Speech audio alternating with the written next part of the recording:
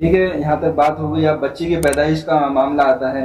अब बच्चे जब पैदा हो जाता है तो अब सिलसिला शुरू होता है बच्चे के दूध पिलाने से। कुरान करीम इसके मुतालिक कहता है कि वल वालिदातु युरज़िअना औलादहुन्ना हौलैनि कामिलैन, के 2 साल मुकम्मल अपने बच्चे को दूध पिलाए। और डॉक्टर भी यही बोलते हैं। अच्छा, डॉक्टर भी ये बोलते हैं। जी हाँ। लेकिन आज हम देख रहे हैं कि शायद ही कोई ऐसी मतलब बहुत कम है ऐसे लोग जो कि मुकम्मल अपने बच्चे को 2 साल दूध पिलाते हों। जी।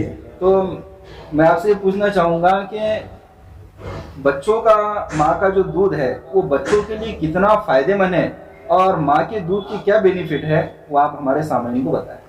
देखो, हदीस कुरान से तो ये साबित है कि माँ का दूध बच्चे के लिए बहुत अहम है।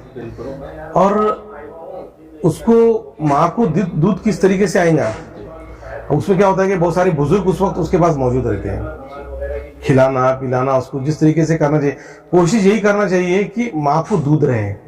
और बहुत सारी वजह क्या होती है कि माँ को दूध नहीं रहने की वजह कुछ टेंशन रहते हैं, कुछ प्रॉब्लम्स रहते हैं आगे ख्याल में, ये देना जरूरी है, दूध तो देना जरूरी है। ये तो दूसरे सवाल में पूछूंगा आपसे, लेकिन मैं ये सवाल आपसे पूछ रहा हूँ कि माँ का दूध बच्चों के लिए कितना फायदेमंद है और कितना जरूरी है। बहुत फायदेमंद है। अच्छा। क्योंकि आज माँ का दूध अगर हम जैसे बोलते हैं कि वो पैदा होते बड़े 12 घंटे 24 घंटे, तो भी माँ का पहला दूध, बहुत सारे लोग कहते हैं पहला दूध मत पिलाओ, लेकिन पहले दूध पिलाने में वो ताकत है कि आने वाली उसकी उम्र के अंदर में कई ऐसी बीमारियां हैं जो माँ के दूध के अंदर में, जो उसकी शिफाएं अल्लाह ताला ने माँ के दूध में पहले ही रख दिया। नहीं, कैसा है आजकल जो है तो डब्बों का दूध ज्यादा चल रहा है। जी नहीं, मैं ये पूछना चाह रहा था कि माँ का दूध बच्चों के लिए बहुत जरूरी है। और हमने जहाँ तक पढ़ा है तो हम समझते हैं कि माँ का दूध, अगर ये तो हमारे इल्मी लाइन से, कुरान हदीस की लाइन से मैं बता रहा हूँ, लेकिन एक तिब्बी एतबार से, आप डॉक्टर है, तो मैं ये पूछना चाह रहा, क्योंकि एक शायर ने कहा है क्या बू आए तिफल से माँ बाप के अतवार की, क्या बू आए तिफल से माँ बाप के अतवार की, दूध है डब्बे का और तालीम है सरकार की। यानी अगर हम डब्बे का दूध पीएंगे तो फिर माँ बाप के जो तौर तरीके वो बच्चे में क्या आएंगे, माँ बाप के गुण जो है बच्चे में कैसे आएंगे। नहीं, जब वो 2 साल का जो वक्फा है जिसमें उसकी गिजा ही दूध है, हम अगर माँ का दूध पिलाएंगे, इंसानों का दूध पिलाएंगे तो इंसानियत आएंगी, और उस दिनों में अगर हम जानवरों का दूध पिलाएंगे तो फिर क्या असर उस पर। बराबर है। तो वो पूछना चाह रहा था मैं कि कोशिश तो यही करना चाहिए, मैं तो आपको बताया ना कि कोशिश यही करना चाहिए कि 2 साल तक अच्छा वालिदा ने, बच्चे की माँ ने बहुत अच्छा खाना खाना चाहिए। उसके जितने प्रॉब्लम्स है वो बाजू में रखकर उसके सामने उसका सिर्फ नजरिया उसका बच्चा रहना चाहिए कि मैं इसको अपना खुद का दूध पिलाकर उस लायक बनाऊं कि इसके अंदर में बाकी दूधों के, पाउडर के डब्बों के सारे असरात ना आए। अगर हम बच्चे को अगर माँ का दूध उस उम्र में ना पिला, 2 साल से पहले अगर हम डब्बों का या किसी केमिकल्स वगैरह के जो दूध आ रहे हैं वो अगर हम बच्चों को दे, तो उसके मतलब क्या उसका बहुत सारे साइड इफेक्ट होगा, क्या है ना बहुत सारे साइड इफेक्ट ऐसे है कि बच्चों का लीवर कमजोर होना, अच्छा, उसका ग्रोथ नहीं होना, जैसे कुपोषण में जाना, मैराज में जाना। जैसे हम देखते हैं कि बहुत सारी जगह पे बच्चों के किसी का पेट बड़ा रहता है, हाथ बारीक रहते हैं, तो ये वही चीजें हैं कि जिनको माँ का दूध नहीं मिला, तो उसके अंदर बहुत सारे प्रॉब्लम्स हो सकते हैं उसको, और ये प्रॉब्लम लाइफ टाइम चलने वाले रहते हैं। तो माँ का दूध बच्चों के लिए बहुत अहम है, बहुत जरूरी है। और जो उम्र दूध पिलानी, कुरान ने भी कहा कि 2 साल, बिल्कुल 2 साल तक, तो जो ये कुरान करीम ने कहा है तो 2 साल तक तो कम से कम माँ ने उसको दूध पिलाना चाहिए। और उसके लिए मतलब उसके फ्यूचर का सवाल है, बच्चा उस उम्र में अगर अच्छा दूध पी लेगा और माँ उसको अच्छे तरीके से दूध पिला देंगी तो आगे चल के उसको बीमारियां और इसी तरह कोई मतलब बहुत सारी चीजों से परेशानी नहीं होगी। जी हाँ। ठीक है डॉक्टर साहब, और मैं पूछना चाह रहा है कि अब मसला ये हुआ कि हम भी जहाँ हमको बोलने का मौका मिलता है और जहाँ पर भी हमारे प्लेटफॉर्म है हम अपनी बात कहते रहते हैं, लेकिन जब हमें बात रखते हैं तो उम्मन खवातीन के जो शौहर है, उनके हस्बैंड, उनकी तरफ से बात आती है कि हम क्या करें कि हमारी जो बीवियां हैं उनके पास तो दूध ही नहीं है, यानी दूध बहुत कम आ रहा है, तो इसकी क्या वजह है, क्यों ऐसा हो रहा है, क्या कारण है इसका? मैं तो बताया ना आपको कि बहुत बार क्या होता है कि इसकी वजह ग़िज़ाएं ही है। अच्छा, आप अच्छा खाओ, अच्छी ग़िज़ाएं, और दूसरी बात यह है कि उसको खुश रखने की कोशिश करो। अच्छा, अगर, और बहुत मर्तबा क्या होता है कि माँ को दूध कब आता है, जब उसका बच्चा उसके करीब रहता है। बिल्कुल। और आज की हालत तो ऐसी है, हमारी माँ बहनों की ये हालत है कि बहुत मर्तबा हम टीवी देखते बैठ जाते हैं, बहुत मरतबा ऐसा होता है कि मोबाइल पास में रहता है, क्योंकि ये चीज़ें क्या होती है कि माँ ने उस वक्त जब बच्चा माँ के पास में आता है ना, इस वक्त तो ये कुदरत का ही एक निज़ाम है कि ऑटोमेटिक उसके दूध उसके अंदर में आ जाता है। तो वो सारी चीज़ों का एहतियात माँ ने करना चाहिए, क्योंकि वो ये चीज़ें माँ के हाथ में ही, घर वालों के हाथ में है कि हम उसको अच्छा खिला के, माँ अच्छा सोच कर उसको बच्चे को दूध पिला सकती है।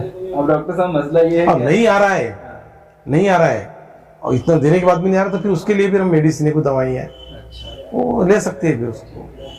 डॉक्टर साहब मैं ये पूछना चाहूंगा कि आपने कहा अच्छे से अच्छा खाओ, अच्छे से अच्छा पियो, लेकिन हर घर के अंदर ये सहूलियात नहीं होती है कि हर एक अच्छा से देखो अच्छा अच्छे से अच्छा खाने से मुराद ये नहीं है, चटनी रोटी से भी दूध आता है। अच्छा आता है ना, उसमें मसला ये है कि पेट भर के भी खाना चाहिए। बिल्कुल बिल्कुल। तो मतलब दो बातों को जहन में रखना चाहिए, एक तो ये है कि हम अच्छे से खाएं और अच्छे तरीके से खाएं, अच्छी ग़िज़ाएं खाएं, और जो चीजें मतलब तेलकट वगैरह मसालेजात इसका कम इस्तेमाल करें, है ना। जैसे तिल्ली हो गई, तिल्ली अगर हम लेने जाते हैं बहुत महंगी नहीं है। तिल्ली एक ऐसी चीज है कि दूध बढ़ाती है, तो वो बहुत महंगी चीज नहीं है। बहुत सारी ऐसी चीजें हैं कि जो सस्ती है, हमारे रूटीन यूज में है, वो चीजों से भी अच्छा दूध बढ़ता है। जड़ी बूटियाँ, आयुर्वेदिक की जड़ी बूटियाँ हैं, उससे भी बहुत सारा दूध ये होता है। ऐसा जरूरी नहीं है कि हमने उसको कुछ 1000-2000 रुपए की चीज खिला के उसका दूध बढ़ा, नहीं, बिल्कुल नहीं। ठीक है, मतलब जो चीजें हमारे रोजमर्रा की जिंदगी में वो चीजें भी बहुत मायने रखती है। अच्छा जी हाँ, ठीक है।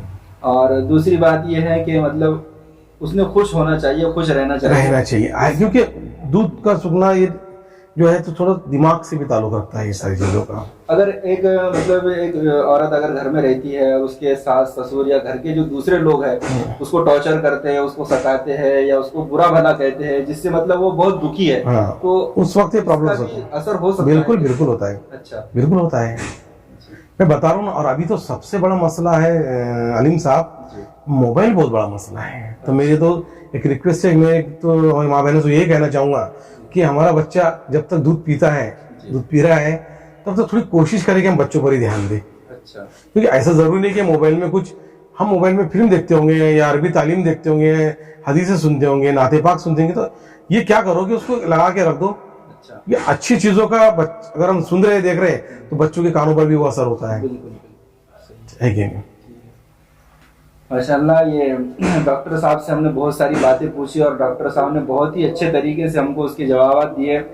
उम्मीद करता हूँ कि डॉक्टर साहब ने जितनी भी बातें हमको बताई है और जो भी हिदायत डॉक्टर साहब ने बच्चों के ताल्लुक से, औरतों के ताल्लुक से, ख़वातीन के ताल्लुक से हमको बताई है, हम डॉक्टर साहब की सारी बातों पर अमल करने की कोशिश करेंगे।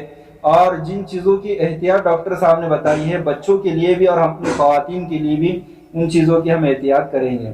और आखिरी बात डॉक्टर साहब ने बताई है कि टीवी और मोबाइल, इससे अपने आप को दूर रखें, क्योंकि 2 साल 2.5 साल का जो ज़माना होता है वो बच्चे के बनने का और बिगड़ने का दोनों ज़माना। अगर कहते हैं कि माँ की जो गोद है वो बच्चे का पहला मदरसा होता है, लेकिन मुझे ऐसा लगता है, ये तो पहला मदरसा लोग कहते हैं, लेकिन मुझे ऐसा लगता है कि माँ की गोद नहीं बल्कि माँ का पेट बच्चे का पहला मदरसा है। वहां से जैसी उसको तरबियत मिलेंगी, जैसी सोच मिलेंगी, जैसा हम असर डालेंगे, तो माँ के पेट में ही बच्चे की जो तरबियत होना है वो होती रहेंगी।